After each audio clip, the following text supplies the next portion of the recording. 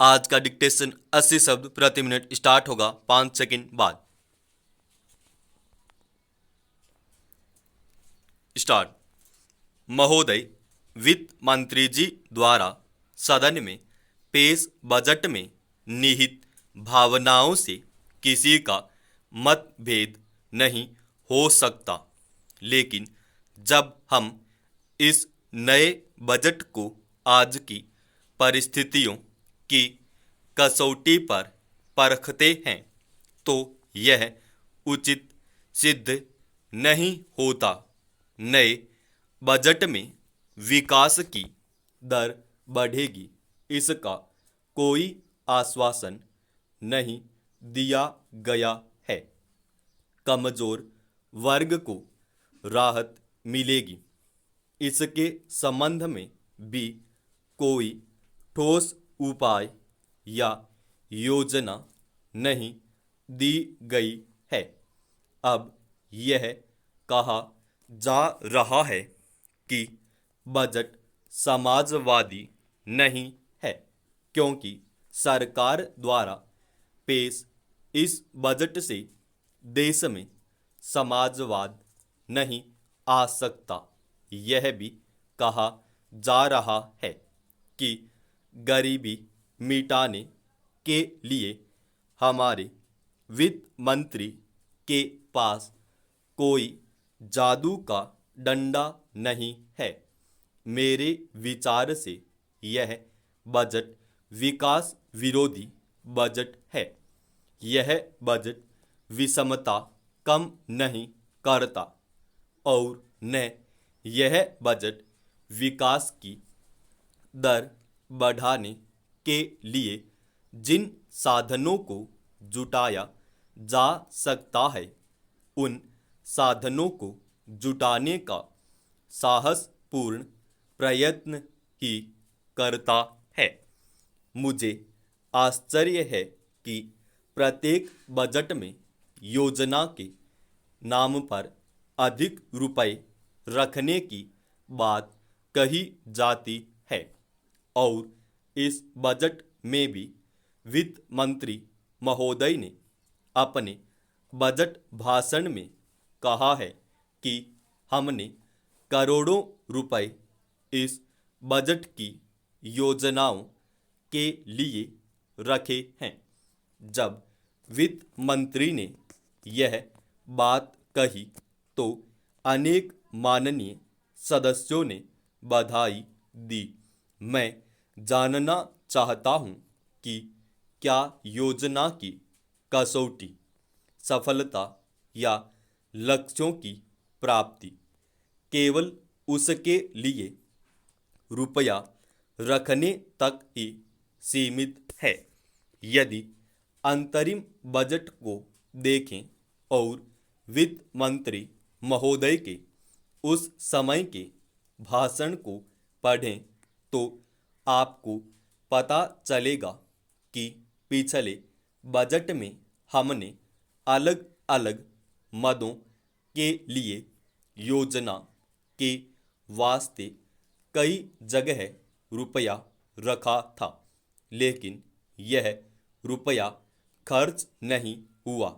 मेरे कहने का अर्थ यह है कि जिस काम के लिए रुपया रखा जाए और वह खर्च न हो तो आश्चर्य की बात है।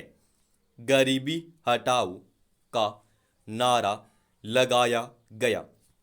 गरीबी एकदम नहीं हटाई जा सकती है, लेकिन यदि गरीबी नहीं हटे तो कम से कम घटे तो अवश्य।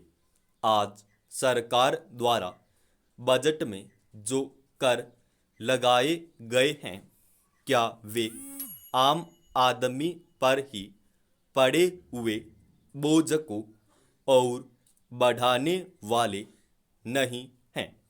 वित्त मंत्री महोदय से पहल रेल मंत्री द्वारा पेश किए गए रेल बजट में भी किराए और माल भाड़े की दर वृद्धि की गई है। महोदय, यह भी विचार किया गया है कि जो व्यक्ति समाज में काम करता है, चाहे आविष्कार का काम करे चाहे दूसरा कोई काम करे, उसको उस काम में तब तक सफलता नहीं मिल सकती है जब तक कि समाज का सहयोग या समाज ने जो परिश्रम किया है या कुछ आविष्कार किया है उसका उपयोग उसको प्राप्त न हो, उसका उपयोग वह न कर सके।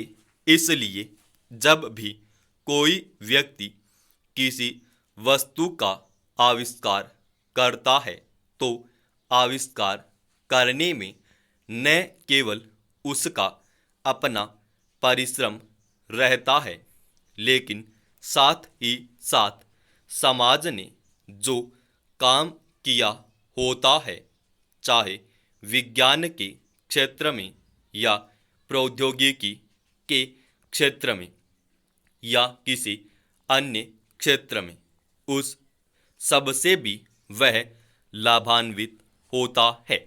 इसलिए जब हम किसी आविष्कारक के किसी आविष्कारक के अधिकार की रक्षा करना चाहते हैं तो उसके साथ साथ यह भी विचार हमारे दिमाग में आता है, जिस व्यक्ति ने समाज की सहायता से आविष्कार किया है उस समाज को भी उसका फल अधिक से अधिक मिलना चाहिए।